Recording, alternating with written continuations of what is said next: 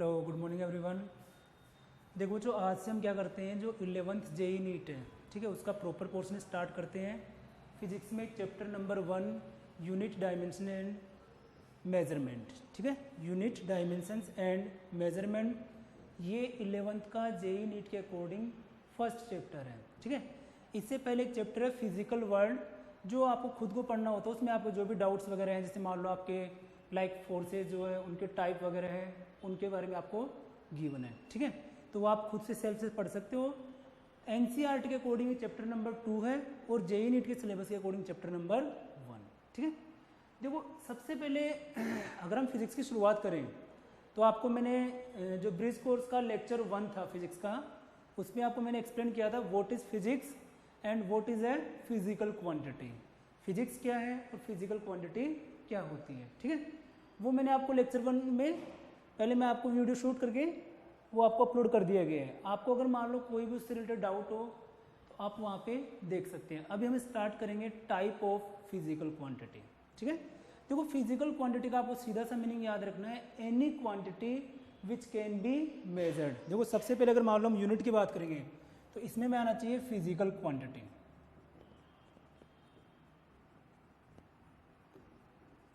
और जिस बच्चे को अच्छे से समझना हो ये फिजिकल क्वांटिटी के बारे में, video lecture 1 bridge course physics, ठीक है, फिजिकल क्वांटिटी। तो फिजिकल क्वांटिटी क्या होती है? Any quantity which can be measured, जिसको हम मेजर कर सकते हैं। मेजर किसको कर सकते हैं हम? लाइक बॉडी का मास है, लेंथ है, हाइट है, ठीक है, डेंसिटी, फोर्स, वर्क, इन सबको हम क्या कर सकते हैं? मेजर कर सकते हैं। तो ये सारी क्वांटिटी कैसी होगी? Physical quantity. There are some other quantities which can not be measured. वो कौन सी क्वांटिटी है? जैसे अपने इमोशंस है, फीलिंग्स है, ठीक है, उनको मेजर नहीं कर सकते हैं, तो उनकी हम स्टडी फिजिक्स में नहीं करते हैं, ठीक है। अब जो मेन हमें पढ़ना है यहाँ से ये है types of physical quantity. Types of physical quantity. देखो फिजिकल क्वांटिटी के वेरियस टाइप्स हैं। फर्स्ट जो टाइप है ये है फंडामेंटल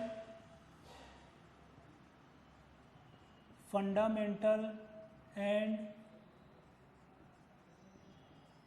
डिराइव्ड क्वांटिटी। फर्स्ट जो टाइप जो fundamental and derived quantity. Second है स्केलर एंड वेक्टर क्वांटिटी, ठीक है। और एक थर्ड जो है ये होता है dimensionless quantity. Dimensionless quantity main जो है हमें फर्स्ट और सेकंड जो है उसको अच्छे से रीड करना है। फर्स्ट और सेकंड जो बच्चों ये आप 9th-10th क्लास में स्टडी कर चुके हो, आप जानते हो कि what is a scalar quantity and what is a vector quantity, ठीक है। नाउ अब स्टार्ट करेंगे फंडामेंटल एंड डिराइव्ड क्वांटिटी, ठीक है, फंडामेंटल एंड डिराइव्ड क्वांटिटी। तो सबसे पहले स्टार्ट करते हैं बच्चों फंडामेंटल क्वांटिटी। Fundamental quantity. देखो सबसे पहले फंडामेंटल क्वांटिटी का मीनिंग समझते हैं। What is a fundamental quantity? देखो फंडामेंटल क्वांटिटी क्या होती है? Any quantity which does not require other quantity for its definition. तो अगर हमें किसी भी क्वांटिटी को डिफाइन करना है और उसको डिफाइन के लिए हमें किसी अदर क्वांटिटी की हेल्प नहीं लेनी पड़ रही है, then this quantity is known as fundamental quantity. Clear है? तो डेफिनेशन क्या हो जाएगी? Any quantity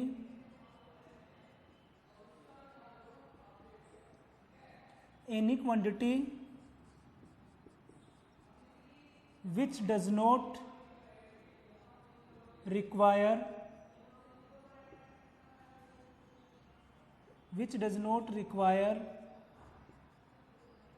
other quantities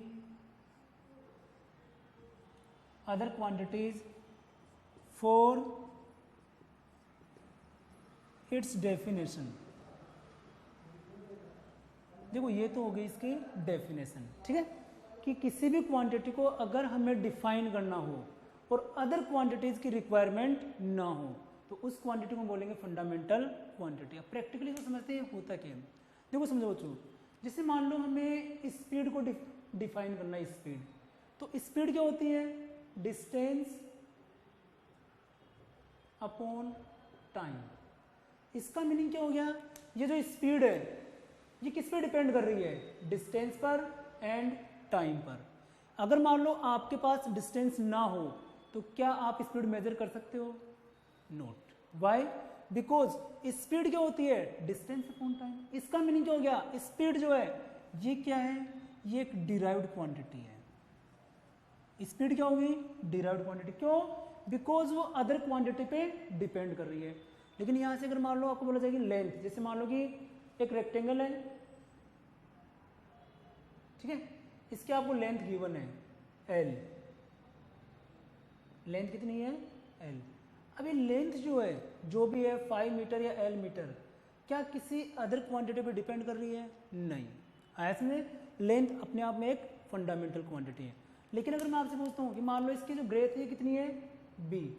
what is the area of the square? Square का एरिया क्या है बच्चों? तो एरिया क्या होगा? L into B. इसका मीनिंग क्या हो गया? एरिया किस पे डिपेंड कर रहा है? लेंथ पे एज वेल एज ब्रेथ पे। आया समझ में? तो यहाँ पे लेंथ और ब्रेथ क्या है?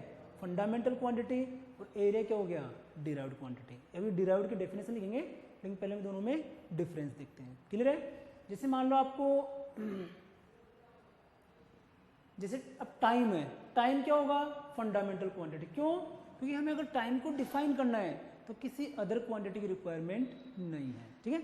तो मैकेनिक्स में बच्चों हमने 3 क्वांटिटीज ऐसी है जिनको फंडामेंटल क्वांटिटी कंसिडर किया है। ठीक है? फर्स्ट जो है ये m means mass, l means length and t means time. Mechanics में हमने 3 क्वांटिटीज जो है उनको as a fundamental quantities consider किया है। ठीक है? इनके अलावा जो भी क्वांटिटीज है मैकेनिक्स में, ठीक है, वो इन्हीं पे डिपेंड करती है। जैसे मान लो कोई भी क्वांटिटी ले लो आप, जैसे आपने लिया बच्चों एक्सीलरेशन। ठीक है? एक्सीलरेशन, एक्सीलरेशन क्या होता है? क्या होगा? Change in velocity upon time, या फिर वेलोसिटी बाय टाइम। अब देखो वेलोसिटी की जो यूनिट है ये क्या होती है? Metre per second, into time की यूनिट क्या होती है? सेकेंड। तो क्या आ गया? Metre per second square. तो कहीं ना कहीं एक्सेलरेशन जो है किस पे डिपेंड कर रहा है? मीटर मतलब लेंथ एंड टाइम के स्क्वायर पे। आया समझ में? तो एक्सेलरेशन क्या हो गया? Acceleration is a derived quantity. ठीक है? तो फंडामेंटल क्या हो गया? जिन क्वांटिटीज को हमें डिफाइन करना है या हमें रिप्रेजेंट करना है, उनके रिप्रेजेंटेशन के लिए हमें किसी अदर क्वांटिटी की रिक्वायरमेंट ना हो, those quantities are known as fundamental quantity. And अब यहाँ से आपको क्लियर हो गया बच्चों what is a derived quantity? If any quantity which requires some other quantity for its definition. अगर किसी भी क्वांटिटी को हमें डिफाइन करना है और अदर क्वांटिटी की रिक्वायरमेंट होती है तो उसको क्या बोलेंगे? Derived quantity. वो सिमिलरली आप यहाँ से डेफिनेशन नोट कर लेना। यहाँ पे क्या होगा? डज नोट करके क्या हो जाएगा? नोट हट जाएगा। आया समझ में? क्लियर है? तो ये ध्यान रखना है। तो याद रखो MLT, mass, length and time को छोड़ के जो भी क्वांटिटीज है मैकेनिक्स में, those all quantities are derived quantity.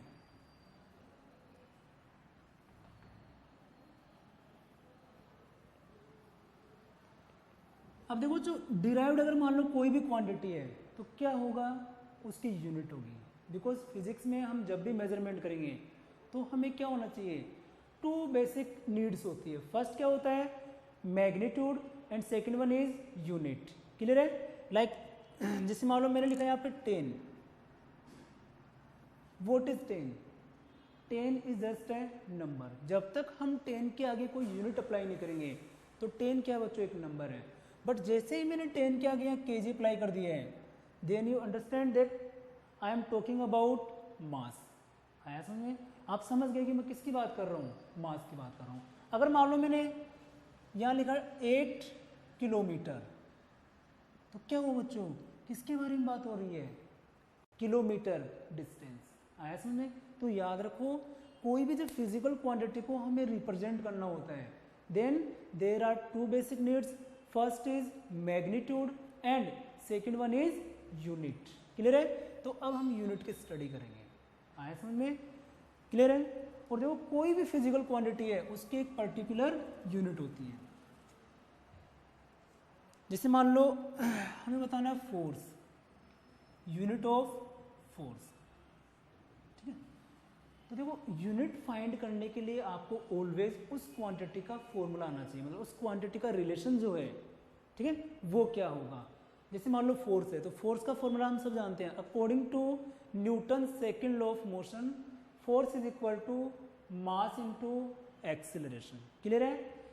मास की यूनिट क्या होती है, केजी, एंड एक्सेलरेशन क्या होता है, metre per second square. So force की यूनिट क्या होगी, KG metre per second square. आया समझ? तो ये फोर्स की यूनिट होगी, इसी को हम क्या लिखते हैं, न्यूटन। क्लियर? तो मतलब क्या हो गया, अगर कोई भी फिजिकल क्वांटिटी है तो क्या होगा, उसकी एक पर्टिकुलर यूनिट होगी। क्लियर? अब यूनिट जो बच्चों इनके भी क्या होते हैं, डिफरेंट डिफरेंट सिस्टम्स होते हैं। ठीक है? अब जैसे मान लो मास है, मास को या हम केजी में मेजर कर रहे हैं, कोई ये कंपलसरी थोड़ी ना मास को केजी में मेजर करें, मास को तो ग्राम में मेजर कर सकते हैं। आया समझ में? ऐसे जो लेंथ है, लेंथ को हम हर बार, ये कोई कंपलसरी नहीं है कि हम उसको मीटर में मेजर करें, सेंटीमीटर में भी कर सकते हैं। ठीक है? तो उसके अकॉर्डिंगली जो यूनिट्स है उसके डिफरेंट सिस्टम्स हैं। क्लियर? तो अब हम समझेंगे सिस्टम्स ऑफ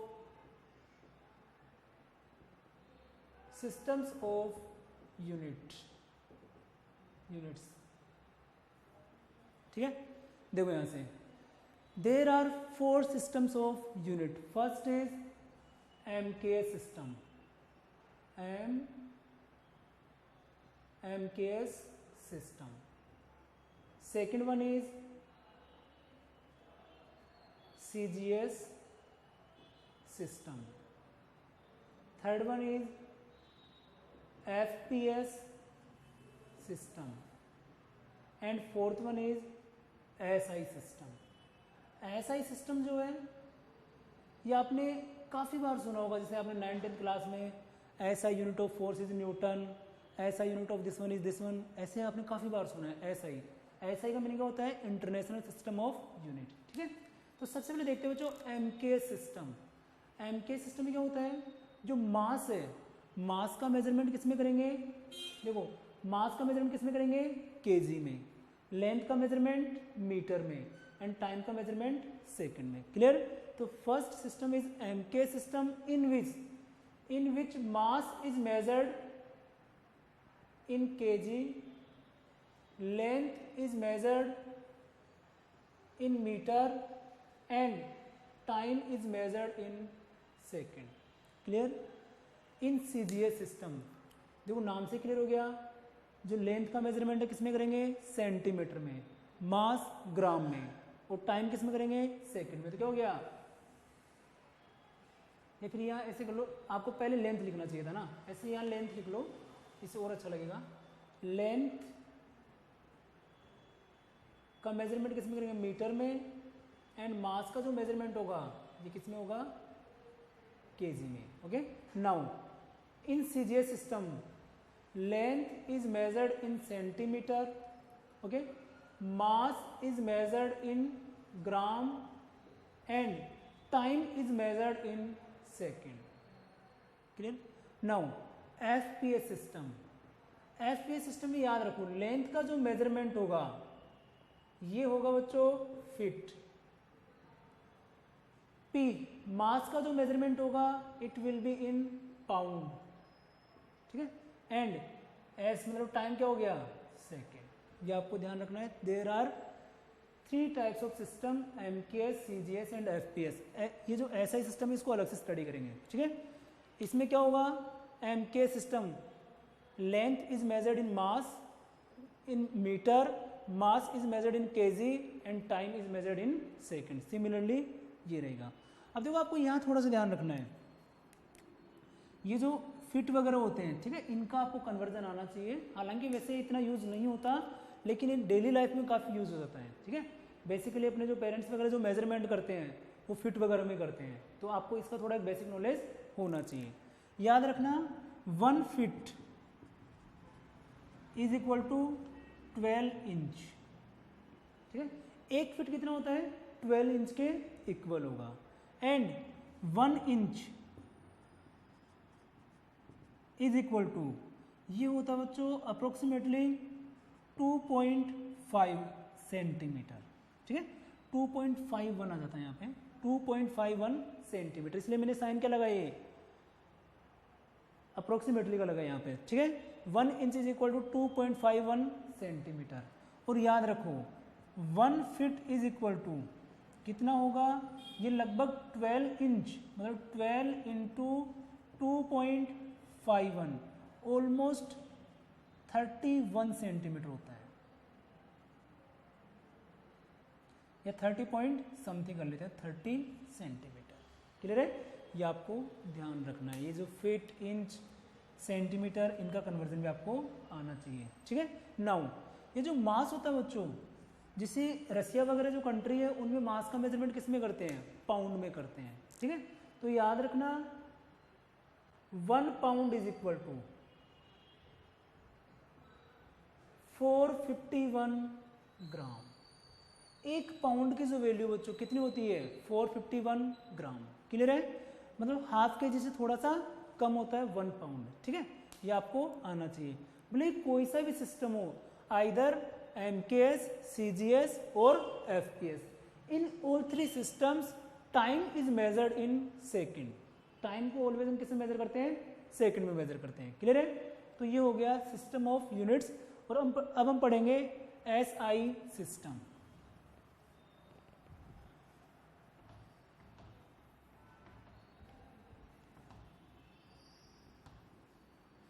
SI सिस्टम जो है इसकी फुल फॉर्म क्या होती है? International system of units.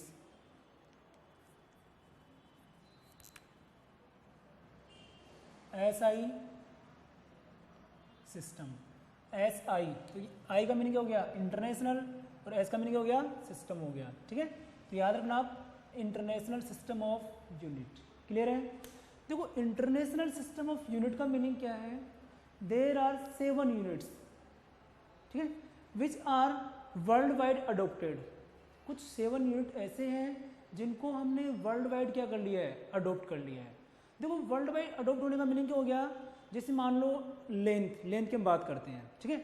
India में 1 मीटर लेंथ का मीनिंग क्या होता है? लगभग इतनी में एक जो मीटर स्टिक होती है ये होता है। क्लियर है? अब अगर मान लो आप 1 मीटर लेंथ की बात US या UK में करेंगे तो वहाँ भी क्या होगा? एक इतनी लंबी क्या होगी? स्टिक होगी। क्लियर है? इसका मीनिंग क्या हो गया कि जो लेंथ है जो इंडिया में 1 मीटर है वो वर्ल्ड वाइड हर एक कंट्री में क्या है? 1 मीटर, मतलब उसको इंटरनेशनली अडोप्ट किया गया है। क्लियर है? तो देयर आर 7 यूनिट्स, ठीक है। कौन कौन सी है? याद रखो मास, लेंथ, टाइम, 3 तो ये MLT। 4th one temperature, 5th one electric current,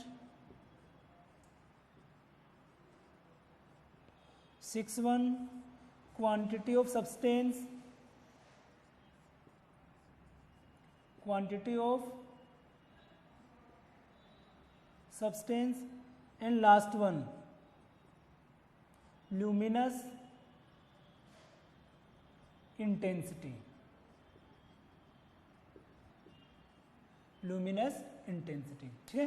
देखो इनके सिंबल क्या होगा? मास का जो सिंबल रहेगा ये रहेगा M, ठीक है, और मेजरमेंट किस में करेंगे? kg में। लेंथ का सिंबल क्या होगा बच्चों? L, एंड मेजरमेंट किस में करेंगे? मीटर। यूनिट क्या होगी?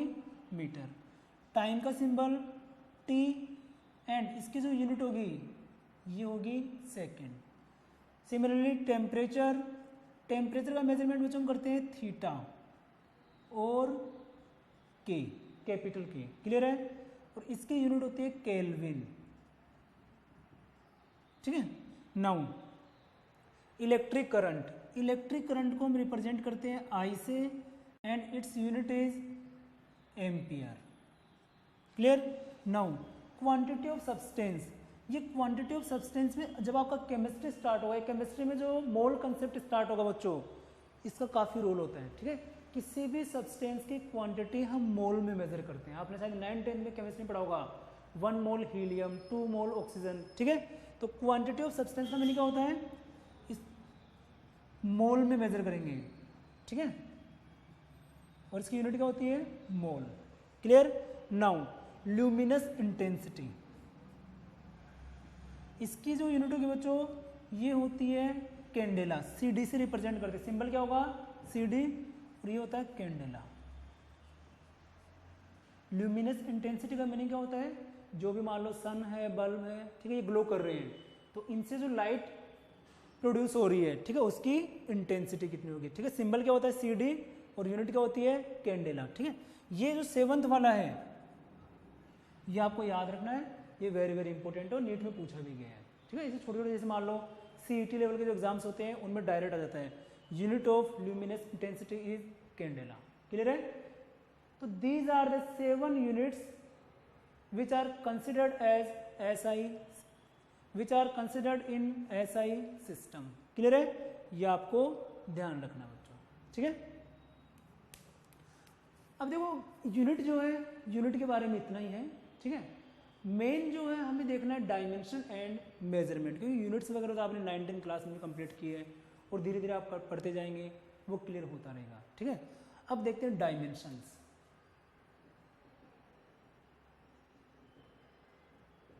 डायमेंशंस, देखो डायमेंशंस का मीनिंग क्या है, जब भी किसी डिराइव्ड क्वांटिटी को या डिराइव्ड यूनिट को, डिराइव्ड यूनिट का मीनिंग क्या हो गया, the unit of A derived quantity, किसी भी डिराइव्ड क्वांटिटी की जो यूनिट है उसको हम क्या बोलेंगे, derived unit.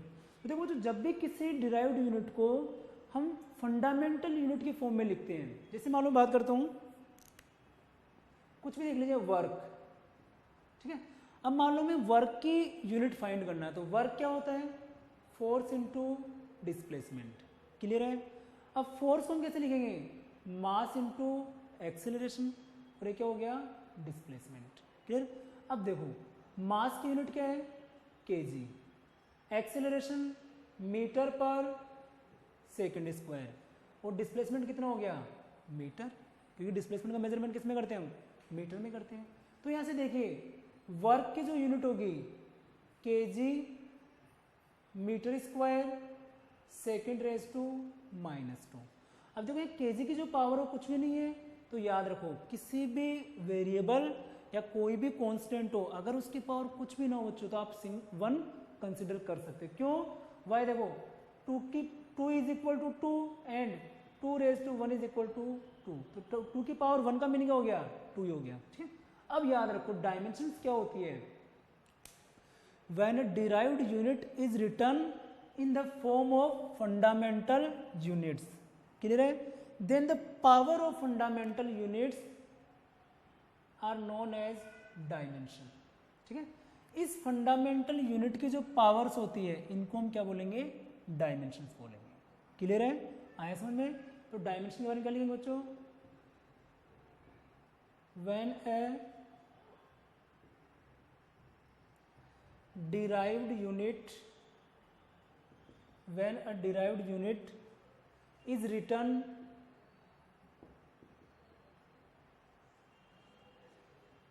in form of fundamental units, in form of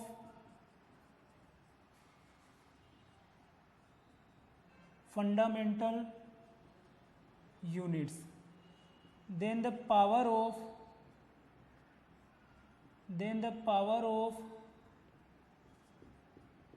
fundamental unit,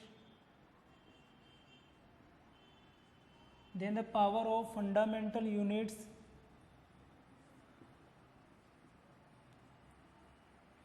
then the यहाँ पावर्स कर लीजिए, then the powers of fundamental units are known as dimensions। ठीक है। तो जब भी किसी डिराइव्ड क्वांटिटी को फंडामेंटल क्वांटिटी की फॉर्म में या फंडामेंटल यूनिट के फॉर्म में रिप्रेजेंट करेंगे, then the power of the fundamental units are known as dimension. ठीक है। अब मेन जो है हमें लिखना होता है डायमेंशनल फॉर्मूला। अगर मान लो हमें कोई भी क्वांटिटी गिवन है तो हमें क्या लिखना होता है, डायमेंशनल फॉर्मूला। ठीक है। तो देखिए यहां से डायमेंशनल फॉर्मूला,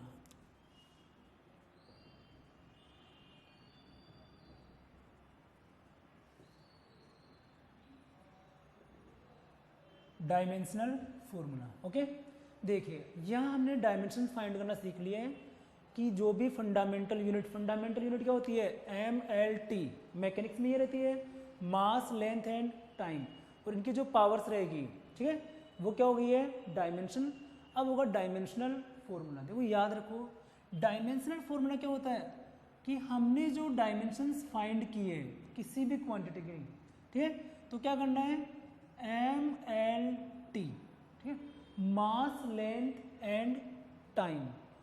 अब ये जो डायमेंशंस है, ठीक है, इनको क्या करेंगे, ABC, वॉटेवर ABC जो भी रहेंगे, ठीक है, इनको अगर हम एक स्क्वायर ब्रैकेट में से कंप्लीट करेंगे तो ये क्या हो गया, dimensional formula of any physical quantity. ठीक है। जैसे मान लो वहां से हमें वर्क का डायमेंशनल फॉर्मूला लिखना है, work, dimensional formula of work, तो क्या हो जाएगा बच्चों, MLT। और देखो वर्क की हमें डायमेंशन पता क्या है, 1 2 -2, मास की डायमेंशन कितनी है, 1, लेंथ की डायमेंशन कितनी है, 2, और टाइम की डायमेंशन कितनी है, -2। तो यहाँ क्या करेंगे, डायमेंशन ऑफ M क्या हो गया, मास 1, डायमेंशन ऑफ लेंथ कितनी हो गई, 2, एंड डायमेंशन ऑफ टाइम कितना हो गया, -2। This is the dimensional formula of work. आया समझ में। हमें किसी भी क्वांटिटी का डायमेंशनल फॉर्मूला लिखना बच्चों, तो सबसे पहले हमें क्या आना चाहिए, उसका एक बेसिक फॉर्मूला आना चाहिए। वहां से क्या करेंगे, डायमेंशंस फाइंड करेंगे और उनको MLT, mass length and time की पावर के फॉर्मेट में पुट कर देंगे। क्लियर। जैसे मान लो आपसे पूछा जाए dimensional formula of velocity, dimensional formula of velocity, तो आपको याद होना चाहिए वेलोसिटी क्या होगा, डिस्प्लेसमेंट अपॉन टाइम। ठीक है। अब डिस्प्लेसमेंट की जो यूनिट क्या होती है, मीटर, डिवाइड बाई टाइम क्या हो गया बच्चों, सेकंड हो गया। तो यहाँ से क्या हो गया, m⁻⁴ मतलब मीटर, या फिर इसको मीटर ही रहने दीजिए यहाँ पे। अब देखो डायमेंशन लिखेंगे तो वेलोसिटी की जो डायमेंशनल फॉर्मूला आएगा, it will be, square bracket बनाना है, MLT। ठीक है। क्या वेलोसिटी में कहीं कोई मास है, नहीं, मास तो नहीं है। तो अगर मान लो मास ना हो बच्चों तो इसकी डायमेंशन कर दो आप 0, बिकॉज मास की कोई डायमेंशन नहीं है। L लेंथ, देखो ये मीटर है, मीटर की पावर कितनी है, ओनली सिंगल पावर है, तो क्या हो गया, raised-1। और टाइम की पावर कितनी है, देखो सेकंड की पावर कितनी है, 1।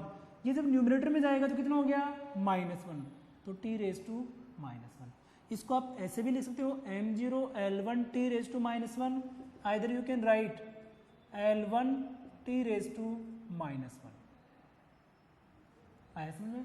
This is the dimensional formula of velocity. ठीक है। अब कुछ क्वांटिटीज का और लिखते हैं जिससे आपको धीरे धीरे क्लियर हो जाएगा कि how to write dimensional formula of a physical quantity. ठीक है। लाइक एग्जांपल लेते हैं, momentum, dimensional formula of momentum. ठीक है। अब देखो मोमेंटम का अगर आपको डायमेंशनल फॉर्मूला लिखना बच्चों, तो आपको क्या आना चाहिए, मोमेंटम का फॉर्मूला। देखो मोमेंटम क्या होता है, P = mass into velocity. Clear है। अब देखिए यहाँ से P = मास की यूनिट क्या होती है, kg, और वेलोसिटी क्या होती है, मीटर पर सेकेंड। तो मोमेंटम जो है इसकी यूनिट आ गई kg metre per second. Okay, तो यहाँ से क्या लिखेंगे, kg मीटर पर सेकेंड। देखो kg की पावर कितनी, 1, मीटर raised-1 जिसकी पावर कुछ नहीं होती, उसकी पावर 1 होती है, एंड सेकेंड raised-1, लेकिन जब ये न्यूमरेटर में ट्रांसफर होगा बच्चों, it will B -1। Okay, so the dimensional formula of momentum is, क्या हो गया, MLT। मास की पावर की डायमेंशन कितनी है, 1, लेंथ 1 और t माइनस 1, ठीक है। तो ऐसे आप किसी भी फिजिकल क्वांटिटी की का जो डायमेंशनल फॉर्मूला है वो आप लिख सकते हो। जैसे मान लो dimensional formula of capital G, capital G क्या होता है? Universal gravitational constant. सभी बच्चे एक बार स्क्रीन को पॉज करके खुद से लिखिए डायमेंशनल फॉर्मूला ऑफ कैपिटल जी। और डायमेंशनल फॉर्मूला आपको लिखना है बच्चों, तो आपको सबसे पहले क्या आना चाहिए कि वो रिलेशन क्या है जो कैपिटल जी को अदर क्वांटिटी से रिलेट कर रहे हैं, ठीक है। तो देखो हमें पता है कि कैपिटल जी कहाँ आया था बच्चों? न्यूटन्स लॉ ऑफ ग्रेविटेशन में। According to Newton's law of gravitation each mass in the universe attracts some another mass, clear है। एंड वहां से उन्होंने जो अट्रैक्शन का फॉर्मूला दिया था, force of attraction, it was F is equal to G m1 m2 by R square, clear है। Now यहाँ से देखो कैपिटल जी जो है इसकी डायमेंशन हम फाइंड कर सकते हैं, इसका डायमेंशनल फॉर्मूला हम लिख सकते हैं। कैसे होगा? यहाँ से capital G is equal to F R square divide by m1 m2, clear. Now capital G is equal to F force होगा, mass into acceleration, okay. R square देखो क्या हो जाएगा, इसको भी आर स्क्वायर रहने दो, मीटर स्क्वायर कर देंगे बाद में। नाउ m1 m2, देखो m1 m2 क्या है? दो बॉडी के मास है, मास हमेशा किस में रहेंगे? केजी में। तो यहाँ रख देते हैं m1 m2। अब वैल्यू पुट करते हैं। मास की यूनिट क्या होती है? KG. Acceleration metre per second square. R square separation between the mass, क्या हो गया? सेपरेशन का मेजरमेंट किस में करेंगे? मीटर में करेंगे, तो कितना आ जाएगा? Metre square. And m1 m2 are the masses of the body, body के मास है, तो किस में करेंगे मेजर बच्चों? KG into KG. तो यहाँ से क्या हो गया? केजी इंटू केजी, क्लियर है। So the unit of capital ji. Now यहाँ से देखो, एक तो कैपिटल जी से कैपिटल जी कैंसिल हो गया, ठीक है। तो क्या हो जाएगा? के जी रेज टू माइनस 1, ये तो कैंसिल हो गया, इसकी पावर कितनी है? 1, तो ये अपवर्ड शिफ्ट होगा, क्या हो गया? K G raise to minus 1। Metre क्या हो गया? Metre cube. And second raise to minus 2। So we can write dimensional formula of capital G is equal to MLT and square bracket. Mass की dimension कितनी है? -1, length 3 and time की dimension -2, clear है। तो इस तरीके से हमें अगर मान लो कोई भी फिजिकल क्वांटिटी गिवन है तो उस फिजिकल क्वांटिटी के हम डायमेंशंस या डायमेंशनल फॉर्मूला पुट करते हैं, ठीक है। ये उसका लिखने का तरीका है बच्चों। और ये अभी फिलहाल हम मैकेनिक्स में पढ़ रहे हैं, मैकेनिक्स से स्टडी कर रहे हैं, ठीक है। अब धीरे धीरे जैसे मान लो लेवल बढ़ता जाएगा, फिर आप 12th क्लास में आएंगे, वहाँ पे कुछ इलेक्ट्रिकल क्वांटिटी आएगी, लाइक करंट है, चार्ज, वोल्टेज, वहाँ उनकी भी स्टडी करेंगे। फिर हम पढ़ेंगे इलेक्ट्रोमैग्नेट, वहाँ जो मैग्नेट से रिलेटेड जो भी डायमेंशन यूज होगी उनकी भी स्टडी करेंगे, ठीक है। तो इस तरीके से धीरे धीरे डायमेंशंस क्या होती जाएगी? एलिब्रेट होती जाएगी, बढ़ती जाएगी। आया समझ में? तो ये कुछ मैकेनिक्स की कुछ बेसिक क्वांटिटीज थी। जैसे मान लो और लिखते हैं डेंसिटी,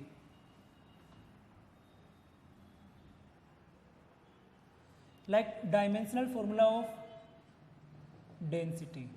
देखो जो डेंसिटी क्या होती है? मास अपॉन वॉल्यूम, ठीक है। अब मास की यूनिट क्या होती है? केजी, और वॉल्यूम का मेजरमेंट किस में करते हैं? मीटर क्यूब, क्लियर है। ये किस में होगा? Metre cube, clear. So the dimension of density क्या होगी? यहाँ से देखो MLT, ठीक है। मास की पावर कितनी है? 1, लेंथ रेज टू -3। अब यहाँ टाइम नहीं है, T रेज टू 0, जिसकी पावर 0 होती है, ऑलवेज याद रखो, किसी की पावर 0 कितनी होती है? 1।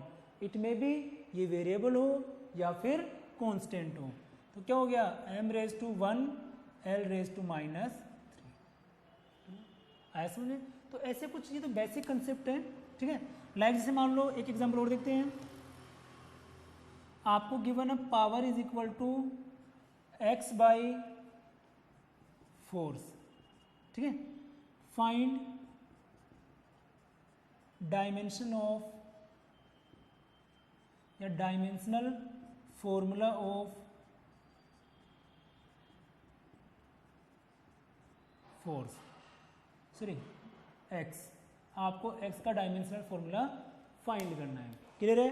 तो यहाँ क्या करेंगे बच्चों, देखो पावर हमें गिवन है, power is equal to X by force, ठीक है, और एक्स अपने लिए क्या है, अननोन है, और हमें एक्स का डायमेंशनल फॉर्मूला फाइंड करना है। तो यहाँ से क्या हो जाएगा, देखिए X is equal to power into force, ठीक है। अब हमें क्या आना चाहिए, सबसे पहले पावर को किस तरीके से लिखेंगे, देखो पावर क्या होती है बच्चों, work upon time into force क्या होगा, मास इनटू एक्सेलरेशन। अब वर्क जो होता क्या होता है, work is equal to F dot D divide by T into mass into acceleration. अब यहाँ से देखिए फोर्स क्या हो गया, mass into acceleration into D into M A divide by T. अब देखो यहाँ पे देखेंगे मास इंटू मास क्या हो गया, मास स्क्वायर, ए इंटू ए क्या हो गया, ए स्क्वायर, डी क्या होगा बच्चों, डी को डी रहने देते फिलहाल, एन टी टाइम। अब इनकी यूनिट पुट कर देते हैं, देखो यूनिट क्या होगी, मास की यूनिट क्या होती है, के जी स्क्वायर, ठीक है, मास का मेजरमेंट किस में करेंगे, के जी में करेंगे। और यहाँ से एक्सेलरेशन क्या हो गया, मीटर पर सेकेंड स्क्वायर, ठीक है, तो metre square divide by second square because इसका स्क्वायर है, इनटू डी जो है ये किस में आ गया, मीटर में, और टाइम किस में हो गया, सेकेंड में। क्लियर? तो यहाँ से क्या हो गया, यूनिट ऑफ एक्स। क्लियर? अब हमें इसका डायमेंशनल फॉर्मूला लिखना है, तो क्या आ जाएगा, एक्स इज इक्वल टू, देखो के जी मतलब क्या हो गया, एम रेज टू क्या लिखेंगे, M L T, M raise to 2 metre cube, मतलब लेंथ की पावर क्या हो गई है, क्यूब हो गई है। और देखो टाइम जो है सेकेंड रेज टू 3, न्यूमरेटर में कितना हो गया, -3। Clear? This will be the dimension of x. आया समझ में? तो ये आपको ध्यान रखना है। इस तरीके से अगर हमें कोई भी फिजिकल क्वांटिटी गिवन है उसका हम डायमेंशनल फॉर्मूला लिखते हैं बच्चों, ठीक है। आज के लेक्चर को यहीं पे एंड करते हैं। नेक्स्ट लेक्चर में हम पढ़ेंगे प्रिंसिपल ऑफ डायमेंशनल होमोजेनिटी। ये आज का लेक्चर बिल्कुल बेसिक था। नेक्स्ट जो लेक्चर है बच्चों वो काफ़ी इंपॉर्टेंट होगा, ठीक है। एंड फिर उसके बाद हम पढ़ेंगे एप्लीकेशन ऑफ डायमेंशनल एनालिसिस, जहाँ से न्यूमेरिकल्स आते हैं आपके एग्जाम्स में। ओके, ठीक है बच्चों, बाय।